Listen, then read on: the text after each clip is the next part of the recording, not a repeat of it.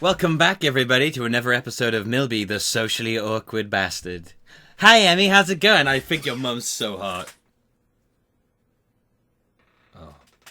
Hi, Rin, how's it going? Did you give good foot jobs? Oh. Hi, Lily. It's great views. Oh. Hey, Shizne, do you hear that new song they've... Oh. Hey, Misha, aren't lesbians Oh. Hey, Hanako, check out this fire. Oh. Check out this fire behind me. Oh. Hey, Hisao. Fuck you. Oh. Strange that it feels so unnatural for me to go up to the roof these days. So we're just on the roof, apparently. I never would have done such a thing at my old school. In those days, I liked to eat alone. Not that that's quite true. No, that's not quite true. Though I like to sit alone. I also like to watch people. I'm a people watcher. He's a watcher. He's a people watcher. I always figured that was the sort of person I was, but it appears I was wrong. Then again, I also thought I was the sort of person who had a normal heart. So there you have it. I don't know myself that well. Now I'm on the roof so that I can have lunch with a couple of people. And they're both girls, which is even stranger. No, it's not, because you only ever interact with girls in this entire school. Hisao, the only guy you interact with, ever, is Kenji, who's your own age. About. Oddly enough, I feel closer to Emmy and Rin than I felt to anyone at my old school. Somehow, I get the feeling that they'd at least visit me if I wound up in the hospital. I focus on the view from the roof, banishing such thoughts from my head. There's a light breeze blowing, and the sun is shining high in the sky. The sun is shining, the weather is sweet. The sky itself is a deep blue, it's an azure blue, with hardly a cloud in it. That's not true, there are clouds everywhere. You're blind. It's gone pleasantly warm, and as I sit down to wait for my friends, I close my eyes and enjoy the feeling of the sun seeping into my skin.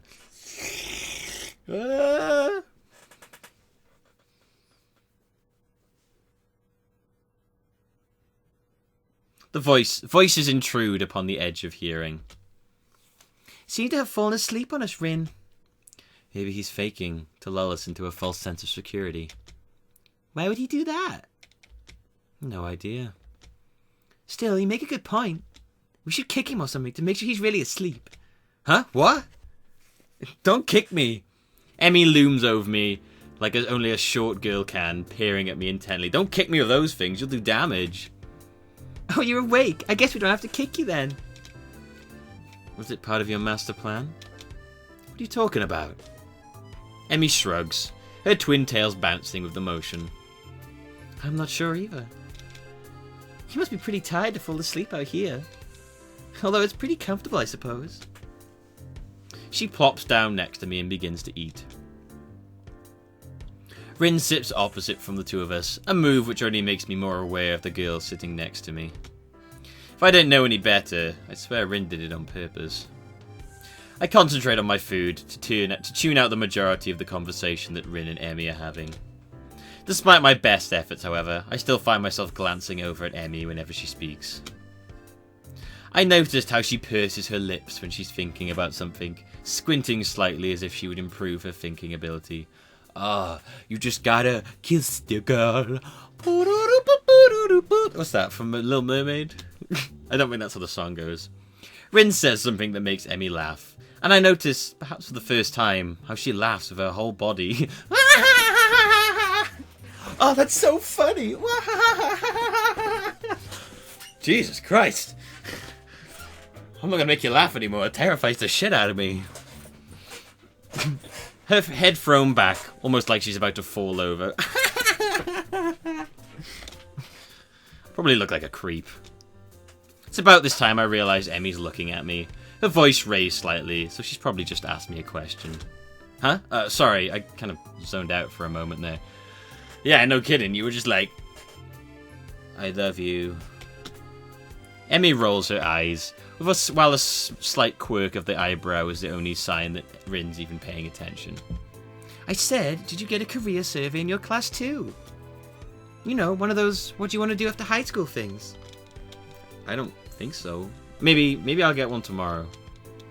What are you going to put down? It's a really good question. I guess I always figured I'd go to the college after high school, but I have no idea what I'd do once I got there. And with the heart attack and all, I'd really been concentrating on each day as it came rather than making long-term plans. I suppose I can safely start planning ahead again. I've always liked having at least a vague plan for my future, so it'll be nice to come up with one again. Of course, that doesn't change the fact that right now, I've got absolutely no clue. I always kind of assumed I'd figure it out in college. That or just become a salaryman. It's pretty popular. Salaryman! Well, but do I really want to? That's a tough question. I want to be a fire truck. Okay. I guess I don't really want to do anything. You don't sound very excited about that one, do you? She laughs as she says this. Ow, my head. And I'm caught up in her laugh again. It's so girlish. High and giggly, like a, well, pardon the cliche, like a babbling brook. Like that. It bubbles out of her, starting in her belly and working its way to the throat.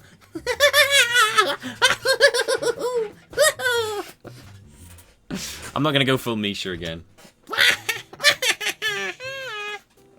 I can't help but laugh myself. It's infectious.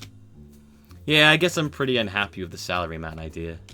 But to be honest, I haven't given much thought to the future recently. I suppose that these days I've been more concerned with living one day at a time. Emmy considers this for a moment and grins. That's a pretty good idea, Hisao. I just wrote down pirate.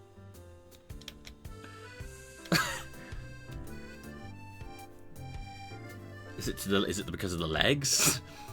Okay, yeah, that's fucking awesome. I would write that down. I'm momentarily stunned. I start laughing. I stop myself and manage to gasp out a question. You're not actually serious, are you? Emmy looks mock offended. Well, I've got the legs for it already, so I just kind of figured... It is. Even Rin seems amused by this. Just you wait, I'll be the terror of the high seas. I'll show you all. I like this girl, she's fun, she's got a good sense of humour. Don't take herself too seriously most of the time unless she's running, in which case then she's terrifying, wants to murder me.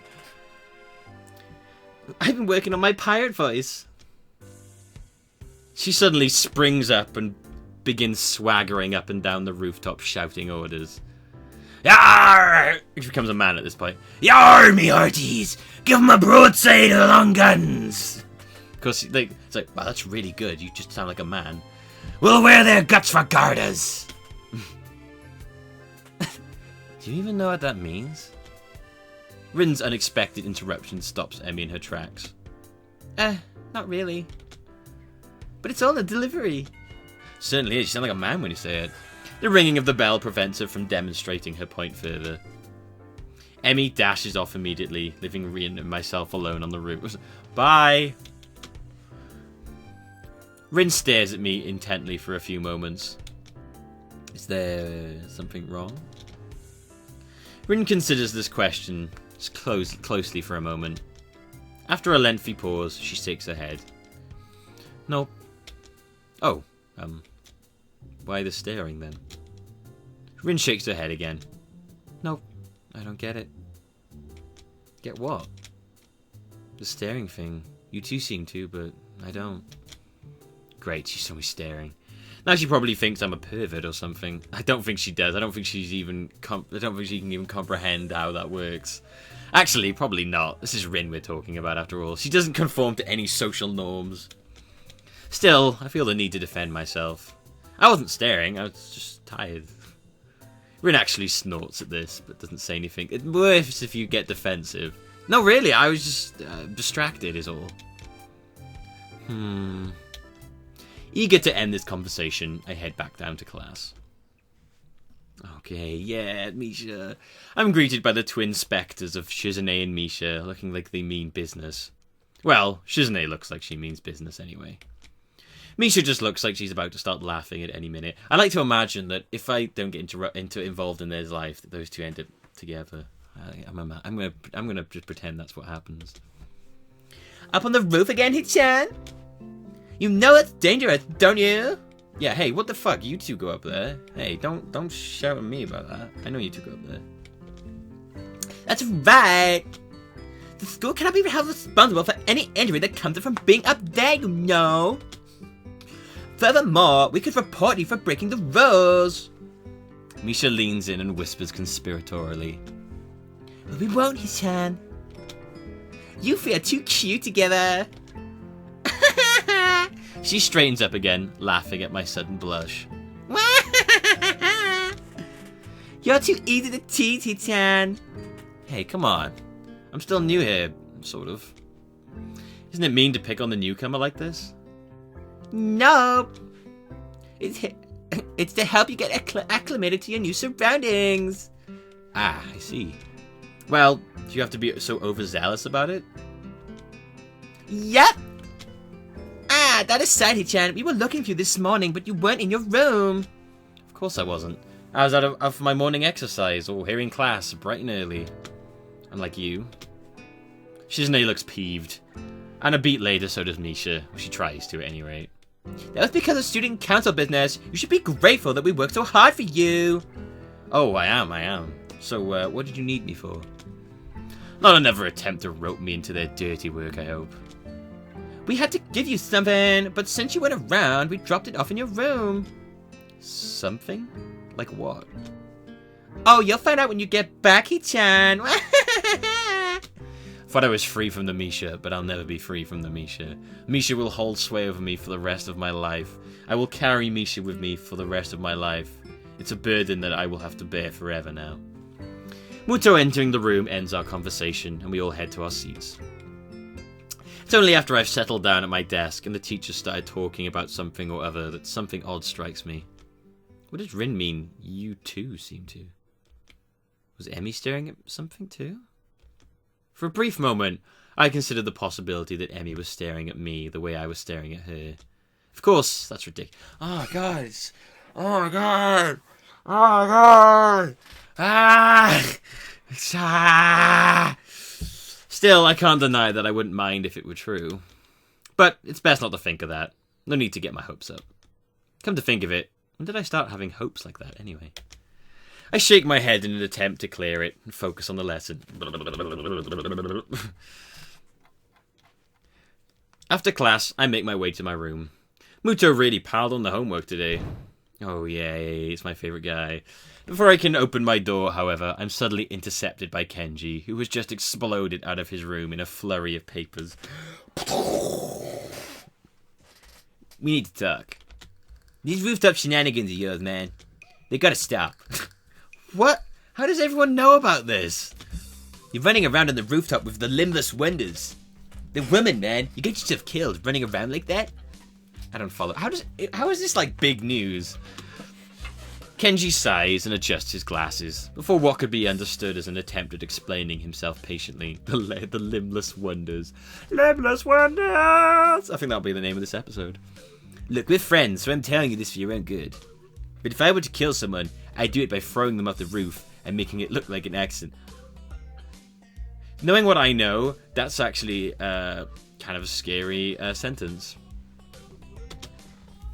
And if I thought of it, you can be sure they thought of it too. They're crafty. Almost as crafty as I am. I see. Good. I'm glad we had this chat. Loan me 500 yen. I'm sorry? I need to get a drink, man. What the fuck? I'm not a fucking ATM machine, you dick. I've been inside all day and the tap water's been compromised, as I'm sure you know. So I need to stock up on something canned, got it? But to do that, I need 500 yen. And since I've just saved your life with my timely advice, you can at least spare me 500 yen. You know, if it'll make him go away, 500 yen is a bargain. I hand the money over to Kenji, bad move, who nods in thanks and dashes off down the hallway, but not before he locks his door. What an exhausting person. I'd better go in case he changes his mind. You seem to be a lot more friendly with him in Shizune's route. In fact, you see him a lot in Shizune's route. As I close my door, my heel taps something lying on the floor. It's a brightly coloured rectangle of paper. Ah, this must be the something Misha mentioned before. Probably a student council leaflet. She slid under the door. However, when I pick it up, I find that I couldn't have been more wrong. Someone actually... Oh, it's going to be Wanako's note, isn't it? Someone actually wrote me an old-fashioned handwritten paper letter. Who bothers doing that doing something like that in this day and age, anyway? Yet, as unlikely as the prospect of receiving one sounds, this is definitely a letter I have in my hands. It's a letter. Look on the back. It's a note. I was planning on finishing my homework, getting some dinner, and going to bed in order to be ready for tomorrow's morning run. However, the letter has naturally caught my interest. I sit at my desk to examine it properly. It's the first piece of mail I've received here at Yamaku, so it'd feel special, even if it wasn't something as rare as a handwritten letter. What causes me even more trepidation is the name of the sender, written neatly on the back of the envelope. Iwanako. I have no idea why she'd write to me. I hadn't been in contact with anyone from my old school since I transferred, and Iwanako is the last person I'd expect to want to write me a letter. The last time I saw Iwanako was terribly awkward. Embarrassingly so. The old heart, you know. She came to my hospital, peeled me an apple out of courtesy, and then we practically sat in silence for half an hour. She said goodbye and didn't look me in the eye when she closed the door. It might have been a natural end to the series of visits that were probably pretty painful for both of us. Every time she visited me in the hospital, I wanted to talk to her, but something stopped me every time. I don't know, because you're a fucking idiot. Every time I didn't speak made the next time even harder. She looked so guilty that I didn't want to say anything that might upset her, and I never could figure out the right words to say. I think Iwanako blamed herself for my heart attack. That's ridiculous. Of course. But knowing it and believing it are two very different things. I told her that it wasn't her fault. She nodded, and I really think she understood that if it hadn't been that, then sooner or later something else would have made my heart give out. Yet she looked so hopelessly sad every time she opened the door and entered my room.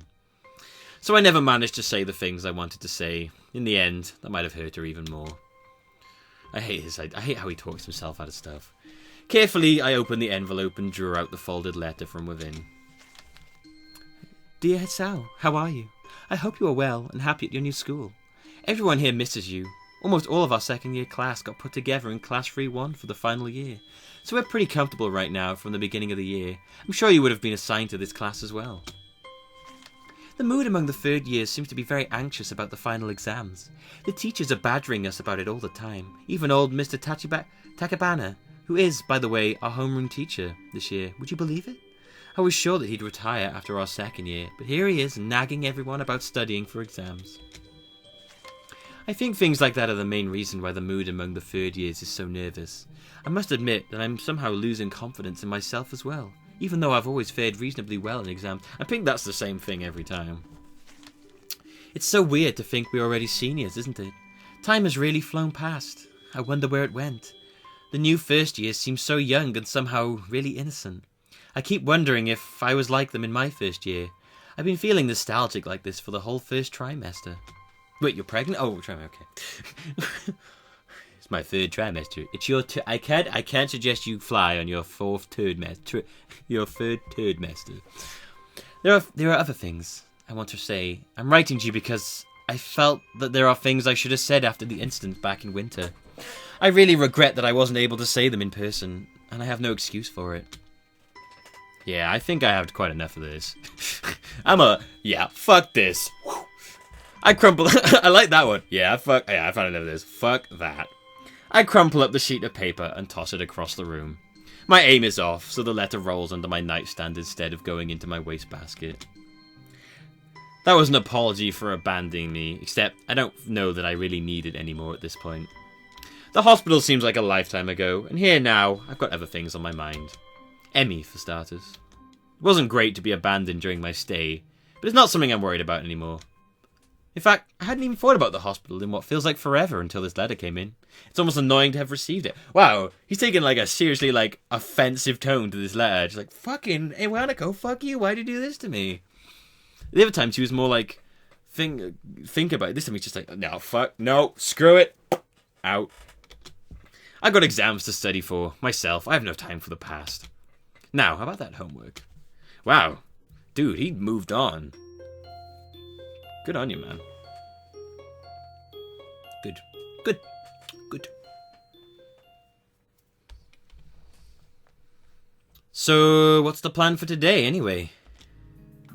I'm waiting patiently in the hallway of the girls' dormitory, just outside of Emmy and Rin's rooms.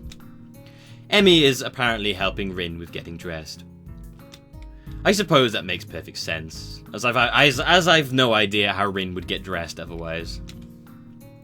Picnic! Picnic? Picnic! Oh, picnic! Oh, picnic, not panic. That's what I said. Sounds pretty exciting. I know, right? Rin chooses this moment to make an observation. The sky seems really threatening today. Actually, I noticed that too on my way over. Despite the sunshine of the early morning, the afternoons seem to have taken a turn for the gloomy. There's a heaviness to the air as well that usually heralds a rainstorm. I wonder if I should have brought my umbrella. She's got a point. Emmy, you sure that you still want to risk getting caught in the rain? I don't even know why I bothered asking. Emmy pops out of Rin's room into the hallway looking shocked that I'd even suggest cancelling our plans. Of course! When they get changed. What? The threat of rain supposed to stop me? I can't help but grin at her belligerent response. It's almost like she's daring the rain to come. If Mother Nature were walking down the street, I think Emmy would probably start a fight with her. Oh, Mother Nature, want to fight? Oh, oi, Mother Nature. Oh, it's Mother Nature. Well, they really like to fight. Oh, here we go. Mother Nature. Oh, fuck. Come on, bring it on, Mother Nature. Oh, oi, bring it on. Oh, no. No. There you go. That was my fight with Mother Nature. Or at least the challenge her to a race. I want to race you around the world. In fact, Emmy seems almost aggressively cheerful today. You're gonna have a good time! Well, I'm gonna beat the fuck out of you. Rin wanders out into the hallway looking her usual self. Well then, are we all ready to go?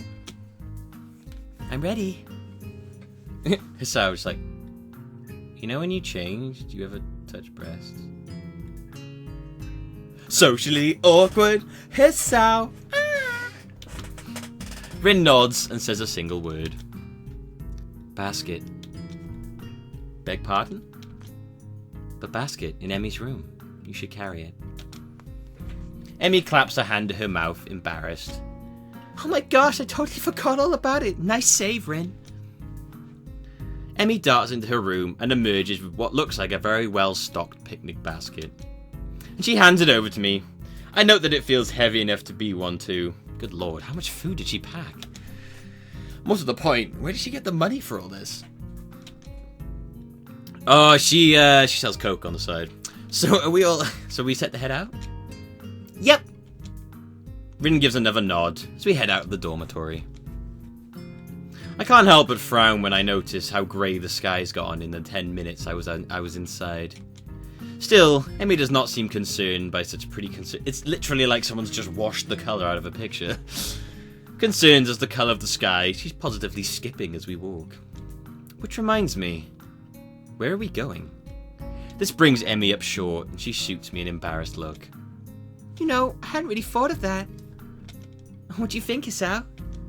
Well, there's the spot where we ate during the festival, but it might be nice to leave the campus for a while. However, I'm not sure if there's any good places to do that in town. Just as I'm about to open my mouth, Rin unexpectedly interjects with a suggestion. There's a park in town near the art shop. Great idea, Rin! I totally forgot all about that place. Crisis averted. Do you know how to get there, Rin? Rin shrugs.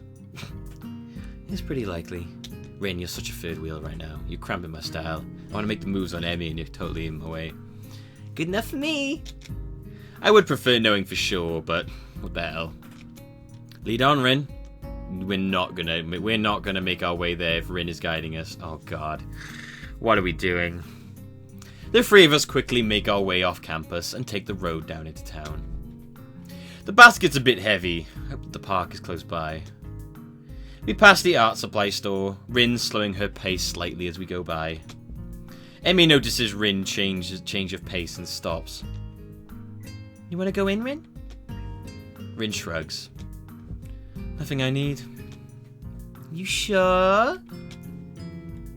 There's the slightest flutter of a smile on Rin's face, quickly replaced with her usual expression. Life's uncertain, but on this, at least I'm pretty sure. Nice of you to offer. God, her route's gonna be so hard to get down. Well, it's not like I'm the one carrying the basket. But I'll bet Hisao wouldn't have minded anyway, right? Oh, of course not. This is hardly a heavy load. I'm fine.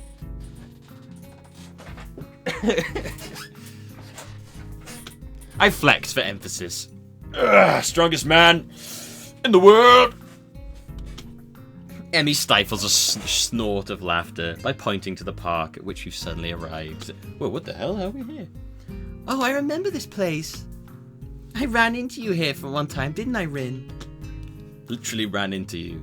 Rin's eyebrow raises slightly. Maybe. I'm unwilling to say for certain, one way or the other. Memory's a tricky thing, you know. Well, I'll be. We made it in one piece after all. The stun's still nowhere to be seen, but neither Emmy nor Rin seem to mind. Oh, that's a nice picture. We find a spot to sit on the grass, and I set the basket down gratefully. There's a surprising amount of food prepared. Maybe we were supposed to be joined by some of Emmy's teammates or something. I'm starving, dig in. She attacks the food as if she had nothing to eat for years. I'm just reaching for the food myself when I feel the first drop of rain land on the back of my hand. Emmy's face. That's like someone who just got punched in the boobs. Uh-oh. Looks like the weather's not going to cooperate with us after all. Emmy glares at the sky as if that alone would hold back the rain. Da, da, da. I very nearly believe she can do it. It's one heck of a glare. I bet it better cooperate. You hear me, Sky? You stop raining right this instant. Crazy girl, shouted Cloud. The Sky doesn't seem inclined to listen to her. No! Fuck up! Screw you, Emmy! Hey, do it again. Hey! Hey, why don't you grow some legs? Hey, do it again. Hey! Nice pigtails. Nice one, man! That's the Clouds making fun of her. Hey, Hisao, why don't you die? Oh, that's mean. Sorry. Instead, the rain seems to increase. Yeah, screw you, man. Make it rain harder. Rin wrinkles her nose in distaste at this turn of events. Regrettable. What do you mean? Rin shrugs. I could paint this if it weren't out here. Shame to miss it all. Shame to miss it is all. She doesn't seem angry or annoyed about it, just a little disappointed. Emmy laughs in response to Rin's comment. Guess we should have stopped in the art supply after all, huh? The rain increases a little more. Offended that we haven't fled yet. Hey, would you move on, please? Come on, I'm raining here. Despite the warm temperatures we've been enjoying, this rain is rather cold. I wish I'd brought my umbrella, or had my jacket that Emmy stole. Hey, we should probably head inside to keep dry. We're already pretty wet, Hisao. Yeah, but we can dry off this way and maybe wait out the storm. You don't want to catch a cold or anything, do you? Emmy considers this for a moment. She actually would just sit in the rain, wouldn't she? I can tell that part of her wants to stay out in the rain just to spite the weather. I like this girl. I like this personality. Unfortunately for her, the weather hardly cares about what we do. I suppose you're right. Where could we go? I don't have an answer for her. The area is still pretty new to me. Though I guess I'm slowly getting used to the school itself, and the surrounding town remains a mystery. All I know is the art supply store, and that's only because we just passed it. Fortunately, Emmy soon snaps her fingers in triumph. That's it! There's a tea shop nearby! Oh no! No! Oh no!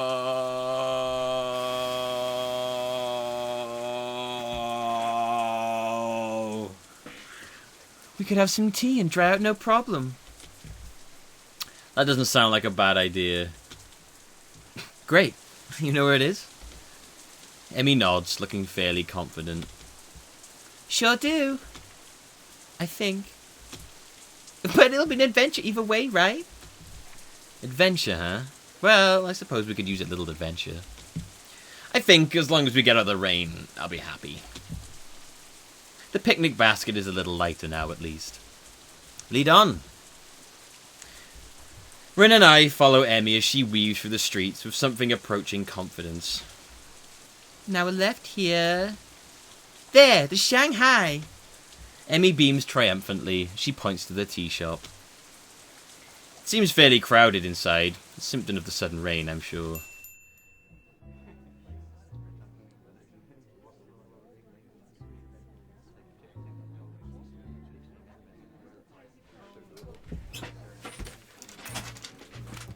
Damn it!